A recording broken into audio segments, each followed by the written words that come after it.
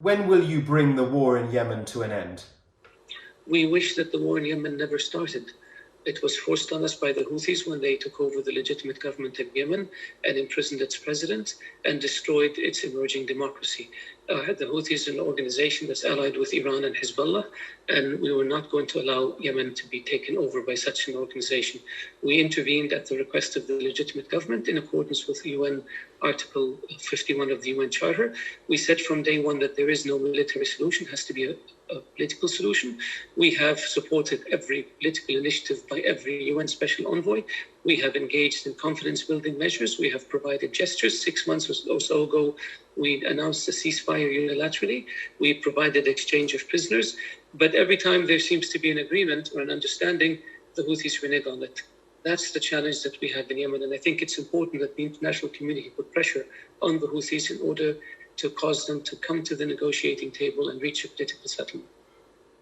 But the UN is now accusing you and the Houthis of war crimes, both sides. I mean, this has been going on for 6 years.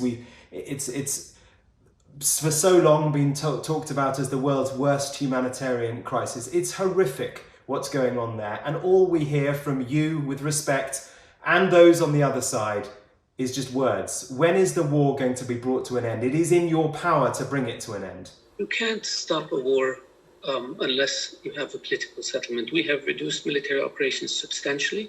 We don't launch ballistic missiles at towns and villages against civilians. We don't employ child soldiers, boys who are 8, 9, 10 years old. That's what the Houthis do.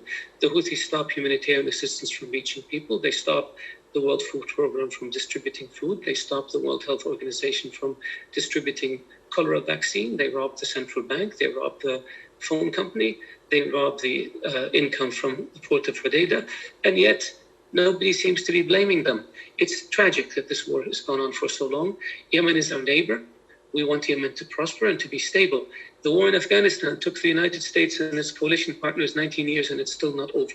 The war against Daesh in Syria and Iraq involves more than 70 of the world's greatest powers, and it's been going on now for 5 years or 6 years, and it hasn't ended yet. Minister, are you saying that this war, I mean, you're equating it to Afghanistan, are you saying this one could go on for many, many more years? I hope not, and we're trying our best to try to put it to an end very quickly. Back to the G20, a very exciting moment for Saudi Arabia, and a moment of hope and looking forward to the future.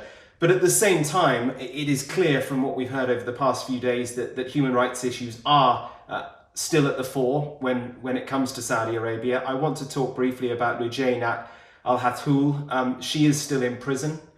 When will she be released, and why is she in prison in the first place? She will be released when the court, when the legal process plays out. Her case is being reviewed by the courts, and then once she's released, then she will either be punished or she'll be released. It's up to the courts.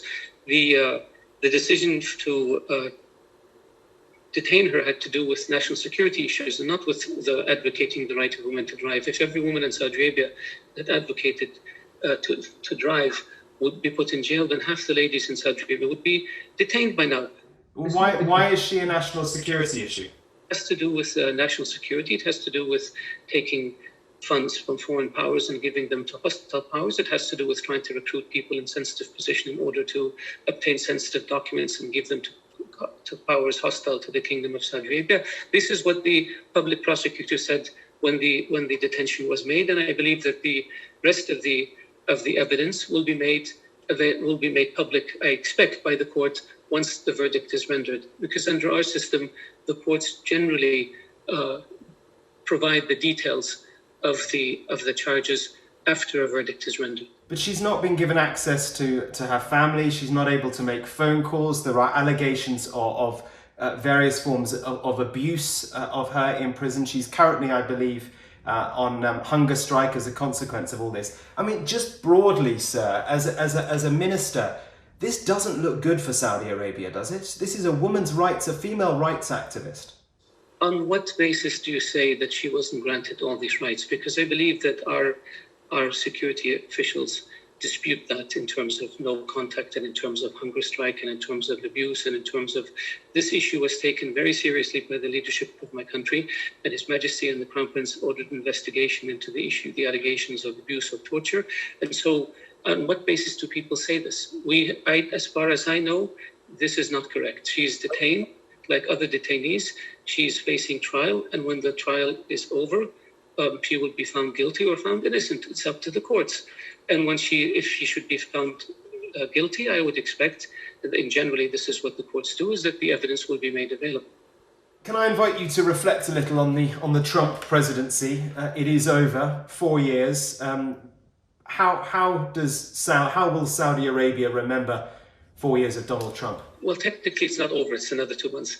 But the Kingdom of Saudi Arabia has a bipartisan relationship with the United States. Our relationship was started between King Abdulaziz and Franklin Delano Roosevelt, a Democrat. It continued through every Democratic and Republican administration, and it has grown stronger and stronger with each decade.